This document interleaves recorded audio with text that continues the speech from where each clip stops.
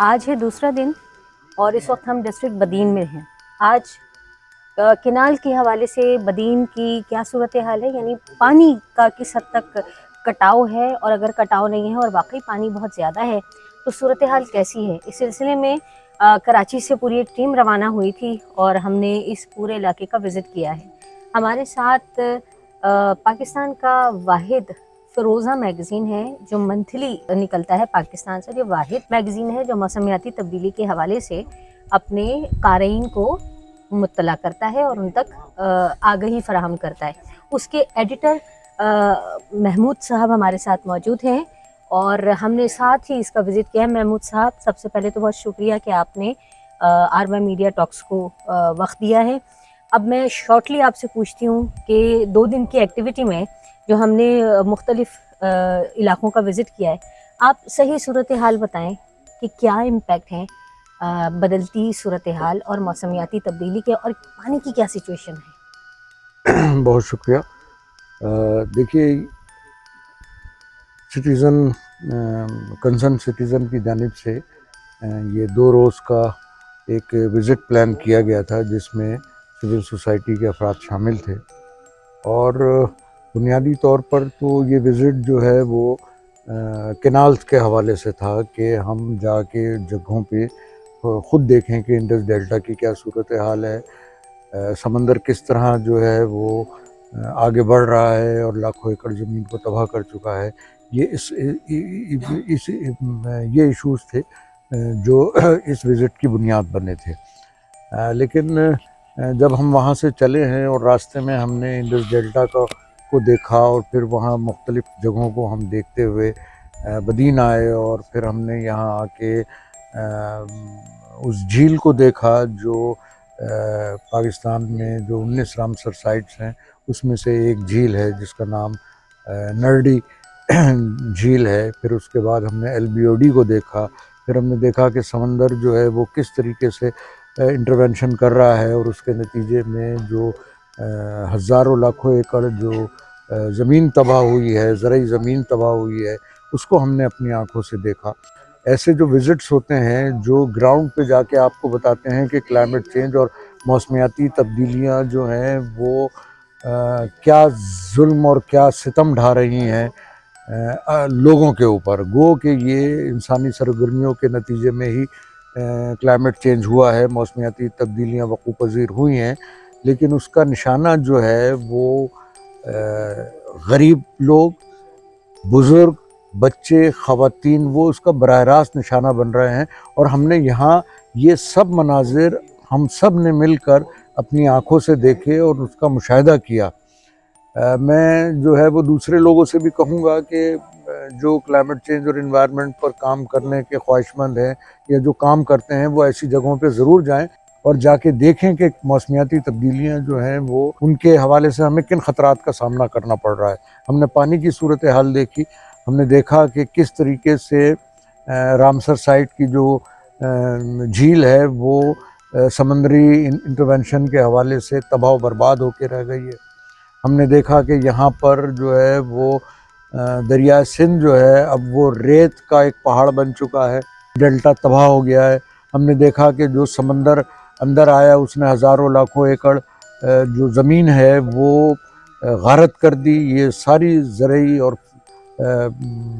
बेहतरीन फसलों वाली ज़मीन थी। हमने ये भी देखा कि इन तबाहियों के नतीजे में कितनी बड़ी तादाद में जो है वो माइग्रेशन हुई है और लोग माहौलियाती महाजरीन जो हैं वो शहर के और सूबे के हमारे दूसरे ख़ित्तों में जाके दूसरी जगहों पे जाके अपनी ज़िंदगी गुजारने पर मजबूर हुए हैं। तो ये तमाम वो चीज़ें हैं जिनका हमने अपनी आँखों से मुशाहिदा किया। और ख़ास तौर पे हम जैसे लोग जो कराची में रहते हैं उन्होंने अपनी आँखों से वो मनाजिर देखे हैं कि जो शायद वो TV में या मीडिया में या किसी और ज़राए से अगर उनको ये मालूमात हासिल होती तो उनका इसका वो असर नहीं होता जो हमने अपनी आँखों से देखा है।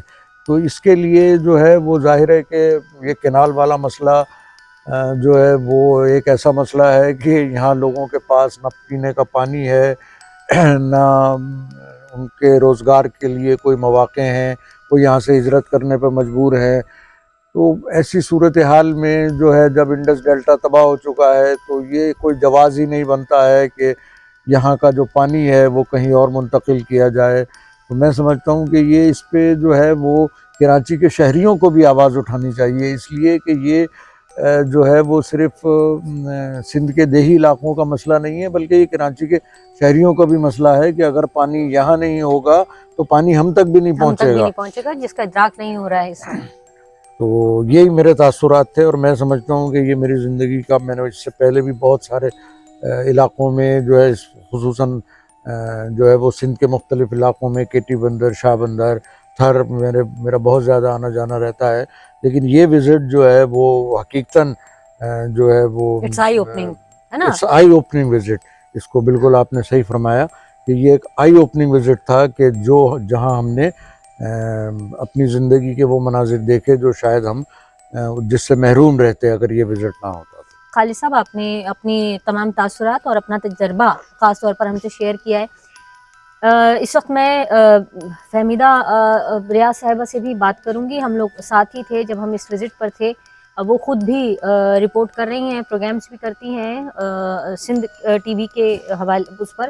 ان کا اپنا پروگرام ہے، تھوڑی دیر کے بعد آپ کو ان سے ملواؤں گی.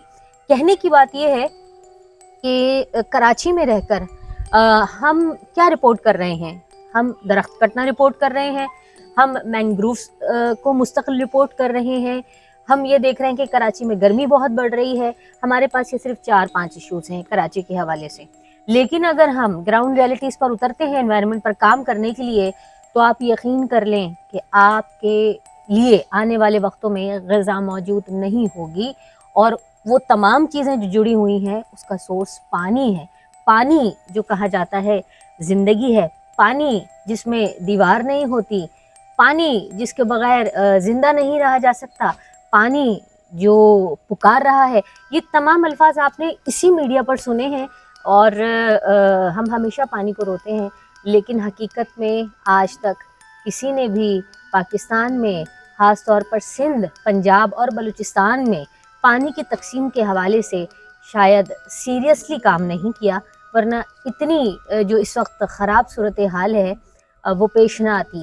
اگر کراچی کے کچھ لوگ اور پورے پاکستان کے کچھ لوگ نکل کر صرف ڈسٹرکٹ بدین کو رپورٹ کریں تو آپ کو اندازہ ہوگا کہ صورتحال انتہائی گھمبیر ہے. میں نے دیکھا ہے کہ کینجھر لیک سے وہ مچھیرے جو کینجھر کے لیکس میں مچھلیاں پکڑتے تھے، وہ وہاں سے مائیگریٹ کر کے بدین تک آ گئے. بدین آنے کے بعد ان کی سچویشن یہ ہوئی ہے کہ 0 پوائنٹ پر ہم گئے ہیں، وہاں کیچڑ اور پانی نہیں ہے، وہ اپنی بوٹس کیسے چلائیں گے؟ تو اتنی حد تک گراؤنڈ پر جا کر رپورٹنگ کی ہے اس وقت، جسے دکھانا بہت ضروری ہے. آپ ترقیاتی کام ضرور کریں، آپ فیسلیٹیٹ بھی کریں، اس میں کوئی برائی کی بات نہیں ہے، لیکن ذرا اپنے انوائرمنٹ کو بھی تو دیکھیں. کیا آپ کے جب اپنے لوگ ہی نہیں رہیں گے ان ریسورسز نہ ہونے کی وجہ سے، تو پھر ملک بھی باقی نہیں رہتا ہے. میں اس میں صرف یہ اضافہ کرنا چاہتا ہوں کہ دیکھیے یہ ہمارے مشترکہ مسئلہ ہے. پانی کراچی میں بھی نہیں ہے، ہمارے دیہی علاقوں میں بھی نہیں ہے، جہاں کا ہم نے وزٹ کیا وہاں پر بھی نہیں ہے. گرمی کی شدت ان علاقوں میں بھی ہے، گرمی کی شدت ان علاقوں میں بھی بڑھتی چلی جا رہی ہے. جو فشریز کی صورتحال ہم نے یہاں دیکھی ہے، وہی فشریز کی صورتحال جو ہے وہ ہمارے ابراہیم حیدری اور ان سے ملحقہ جو فشریز کی کمیونٹی ہے ان کے ساتھ ہے. وہ تمام مسائل ہمارے مشترکہ ہیں. یہ جو اگر کوئی یہ سمجھتا ہے کہ کراچی اس سے بچا ہوا ہے، اور اگر کوئی یہ سمجھتا ہے کہ اندرون سندھ کے یہ علاقے ان چیزوں سے بچے ہوئے ہیں، تو یہ اس کی بھول ہے. ہم سب کو مل کر ماحولیاتی مسائل پر ایک جان ہو کر آواز اٹھانی ہوگی، اور ان کے لیے ہمیں لڑنا ہوگا، ان کے لیے جو ہے وہ ہمیں باہر نکلنا ہوگا. یہ ہمارا مشترکہ مسئلہ ہے. اس میں نہ کسی زبان کا تصور ہے، نہ اس میں کسی اور چیز کا تصور ہے. یہ صرف اور صرف ہمارے وہ مسائل ہیں جو جتنی تیزی سے بڑھتے جا رہے ہیں.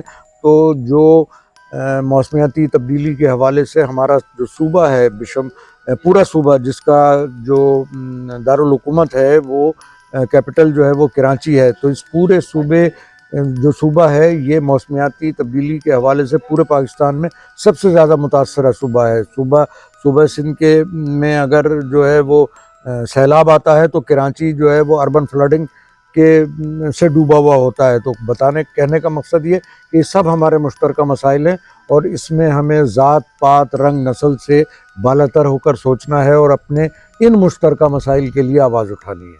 تھینک یو سو مچ. چلیے اب آپ کو فہمیدہ صاحبہ سے ملواتی ہوں.